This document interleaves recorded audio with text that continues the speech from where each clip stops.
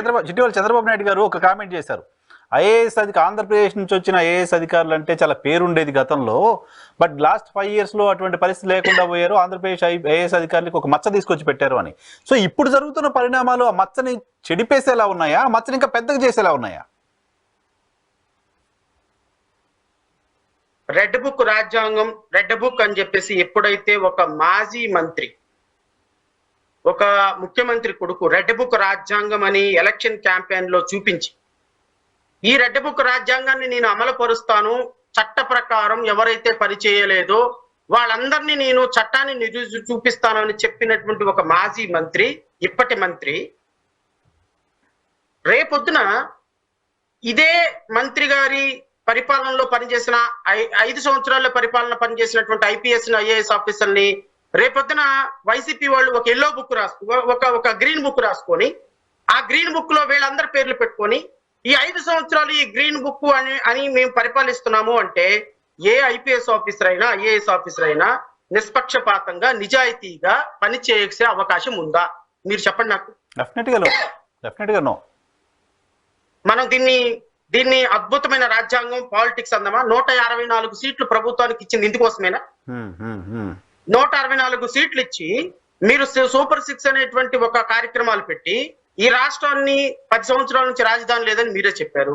10 సంవత్సరాల నుంచి ఈ రాష్ట్రానికి పెట్టుబడి రావట్లేదని మీరే చెప్పారు. ఈ రాష్ట్రానికి చెడ్డ పేరు వచ్చింది, రాజధాని లేని రాష్ట్రంగా ఇతర రాష్ట్రాల్లో మనం చులకన పోతున్నాం అని మీరే చెప్పారు.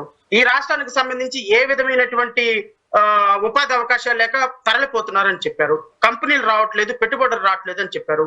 మరి పెట్టుబడులు రానప్పుడు, కంపెనీలు రానప్పుడు, కేంద్ర ప్రభుత్వం మనకి రావాల్సిన నిధులు ఇవ్వనప్పుడు ఈ రాష్ట్రంలో జరిగేటువంటి ఇలాంటి మీరు గత 2.5 నెలల నుంచి చూసుకోండి, రాష్ట్రంలో కనీసం ఒక సహృదయ వాతావరణంలో పరిపాలన జరుగుతుందన్న ఇంప్రెషన్ ఇవ్వడానికి కూడా ప్రయత్నం చేయాలి కూటమి ప్రభుత్వం.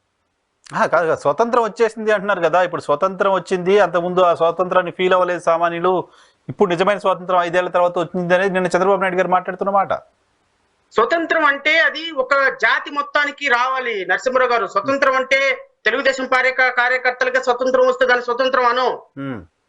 తెలుగుదేశం పార్టీ నాయకులకి దోచుకునే దానికి డబ్బులు అవకాశం దొరికితే దాని స్వతంత్రం అను. తెలుగుదేశం పార్టీ నాయకులను టార్గెట్ చేసిన పోలీస్ ఆఫీసర్ని అరెస్ట్ చేసి లోపలేసి వాళ్ళని చార్జ్ షీట్లు పెట్టి వాళ్ళని ఇబ్బంది పెడితే దాని స్వతంత్రం అనం. స్వతంత్రం అంటే అన్ని వర్గాల ప్రజలకు రావడానికి స్వతంత్రం అంటాం. మన తెలుగుదేశం పార్టీ నారా లోకేష్ కను, చంద్రబాబు నాయుడుకి, పవన్ కళ్యాణ్కి, లేకపోతే ఇంకొకరికి స్వతంత్రం వస్తే అది స్వతంత్రం అని అంటే ఎట్లా? రాష్ట్రానికి నేను వ్యక్తిగతంగా మాట్లాడాలి, నేను ఓవర్ బ్రాడ్ కాన్సెప్ట్ లో మాట్లాడుతున్నా. రేపొద్దున ఇదే వైసీపీ మళ్ళీ అధికారంలోకి వచ్చిన తర్వాత వాళ్ళొక బ్లూ బుక్ పట్టుకొని వచ్చి, ఇదిగో ఈ బ్లూ బుక్ లో 20 మంది ఐపీఎస్ ఉన్నారు, 20 మంది ఐఏఎస్ ఆఫీసర్లు ఉన్నారు అంటే ఈ రాష్ట్రానికి ఏదైనా ఐఏఎస్ ఆఫీసర్ వచ్చి వర్క్ చేస్తాడా? No answer. అసలు ఈ రాష్ట్రం గురించి మిగతా రాష్ట్రాలు ఏమనుకుంటాయి? ఈ రాష్ట్రంలో ఈ 5 సంవత్సరాలు పనిచేసిన ఐపీఎస్ ఆఫీసర్లు, ఐఏఎస్ ఆఫీసర్లు మరలా 5 సంవత్సరాలు మనం ఏ కేసుల్లో లోపలికి వెళ్తామో తెలియదు, ఎక్కడ ఉంటామో తెలియదు, విఆర్ లో ఉంటామో లేదో తెలియదు, లేకపోతే సస్పెండ్ అయిపోతామో తెలియదు, టెర్మినేట్ అయిపోతామో లేదో తెలియదు, లేకపోతే జైలుకి వెళ్తామో లేదో తెలియని ఒక అభద్రతా భావంతో ఉంటే, ఆ అభద్రతా భావంతో ఉన్న వాతావరణాన్ని రేపు మనం ఎలా జస్టిఫై చేస్తామంటున్నా నేను. కరెక్ట్. సో నేను అనేది వైసీపీ కరెక్ట్ చేసిందని నేను అనటంలా నరసింహరావు గారు, లేకపోతే తెలుగుదేశం తప్పు చేస్తుందని నేను అనటంలా. నేను అంటున్నాను, ఒక administration highest authority IPS officer అంటే, ఒక ఇండియన్ పోలీస్ ఆఫీసర్ అంటే మీరు నేను తలకిందులుగా తపస్సు చేసినా రాదు. నేను 5 సార్లు రాశా, కనీసం ప్రిలిమ్స్ పాస్ అవ్వలేకపోయాను నేను ఐపీఎస్ సివిల్స్ లో.